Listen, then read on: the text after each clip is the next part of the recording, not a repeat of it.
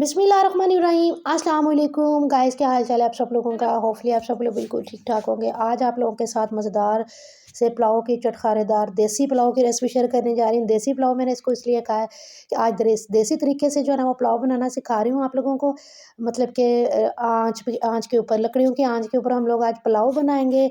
समझ लें कि एक गेट टुगेदर किस्म का था और विलेज स्टाइल में आज आपको दिखाना चाह रही हूँ कि विलेज में जो है ना वो लोग किस तरह से लकड़ियों के ऊपर खाना बनाते हैं और इतना मज़ेदार सा लाजवाब सा खाना बनता है ना कि आप लोग जो है ना वो इमेजिन भी नहीं कर सकते। कभी आप इसको भी एक बार ट्राई ज़रूर कीजिएगा। इस तरीके से लकड़ियाँ जलाइएगा, आग जला के लकड़ियों के ऊपर जो है ना वो आपने पुलाव बनाना है।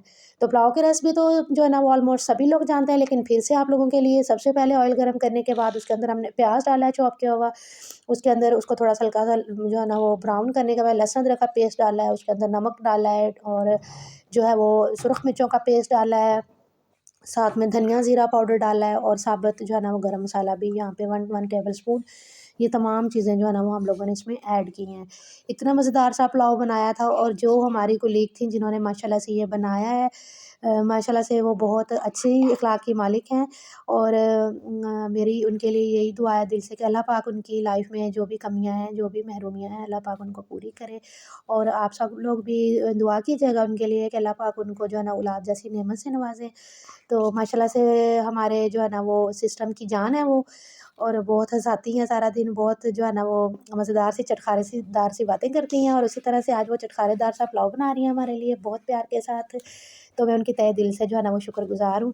तो ये आज ये रेसिपी जो है ना ये मेरी नहीं है, समझें कि ये हमारी उस प्यारी सी फ्रेंड की हैं। तो वो हमारे लिए जो है ना वेजिटेबल पुलाव बना रही हैं।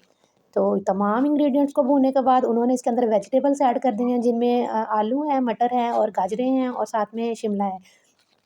आप अपनी पसंद की सब्जियाँ इसमें ऐड कर सकते हैं, जो चाहें आप यहाँ से स्किप कर दीजिएगा, ठीक है। और फिर हम लोगों ने चावल भिगो के रखे हुए थे 2 ग्लास, और 2 ग्लास के हिसाब से हमने पानी डाला है 3 ग्लास पा एक जो ग्लास हम लोग कम पानी डालते हैं। तो मैं आपको यहाँ पे बता रही थी कि पानी जो है ना वो 1 ग्लास हम लोग कम इसलिए चावलों में डालते हैं ताकि जब हम लोग चावलों को दम लगाएँ ना, तो वो चावल जो है ना बहुत अच्छे तरीके से हमारे खिले-खिले से बने, जुड़े ना आपस में, ज़्यादा घुले-घुले से ना हों। तो यहाँ पे चावल डाल दिए गए थे, वो शायद सीन स्किप हो चुका है बीच में, तो हम लोग एक ट्रबल में फँस गए थे, तो ध्यान उस तरफ चला गया तो वो सीन शूट नहीं हो सका। तो फिर अब हम लोगों ने ये देखें माशाल्लाह से दम खोला है चावलों का, बहुत ज़बरदस्त खिले-खिले से चावल जो है ना वो बन चुके हैं और अब हम इसको डिश आउट करके मैं आपको इसकी फाइनल लुक दिखाती हूँ। तो गाइज़ ये थी हमारी रेसिपी आज की, हमारी विलेज स्टाइल जो रेसिपी है मेरी, आपकी वो आपको कैसी लगी आज मुझे लाज़मी कमेंट करके बताइएगा। और मुझे लाज़मी जो है ना वो आपने फीडबैक भी देना है कि मेरी आज की रेसिपी आपको कैसी लगी है, और आप इस तरह की और रेसिपीज़ देखना चाहते हैं तो जल्दी से मेरे चैनल को सब्सक्राइब कर लीजिए।